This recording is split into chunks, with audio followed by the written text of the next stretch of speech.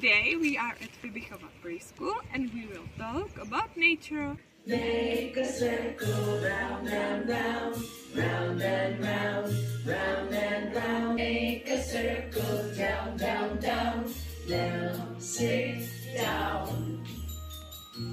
We will introduce. A teď se vám představíme. Já se jmenuji Margaret a mám ráda kytičky. My name is Margaret and I like flowers.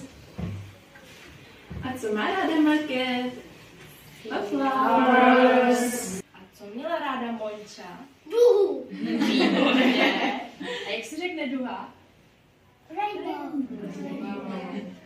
Představte si, že ležíte na louce prostřed lesa. Les. Kolem vás jsou rozkvetlé květiny. Flowers. A ty květiny tak krásně voní. Nadechněte se.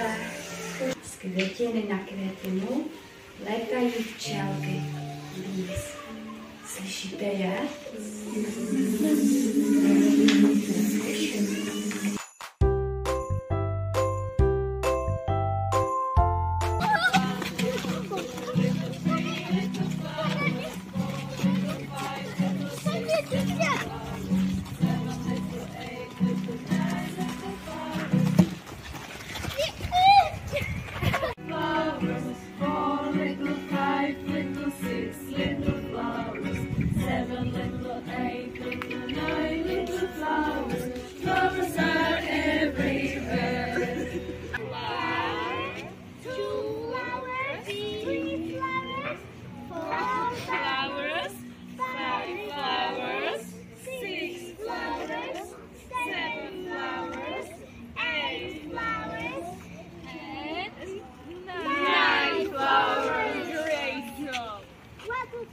Tak začni. Otvírá se. A co máš za barvičku? Červenou A anglicky? Red. Výborně. A uprostřed? Bude to? Yellow. Výborně. Tak, kamarádi, my tady máme takové motýlky. Víte, jak se řekne motýlek anglicky? Už jsme si to zkoušeli říkat. Jak se řekne motýlek anglicky? Víte to? Butterfly. A butterfly. Zkuste to říct se mnou. A butterfly. Jaká je to barvička? Red. Yes.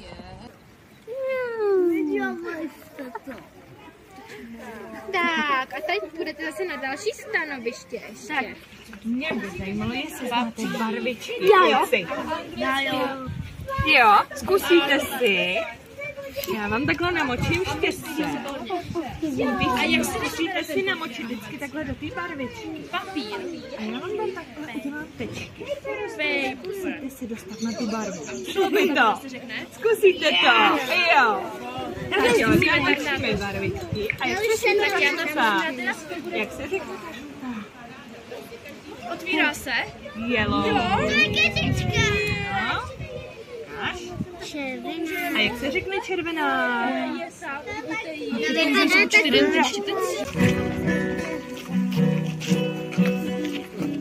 One little, two little, three little flowers, 4 little, 5 little, 6 little flowers, 7 little, 8 little, 9 little flowers. Flowers are everywhere.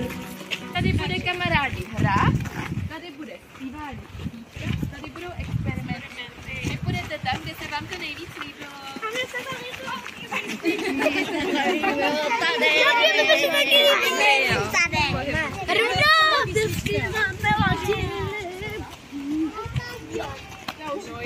And that's all for today. Goodbye. Goodbye.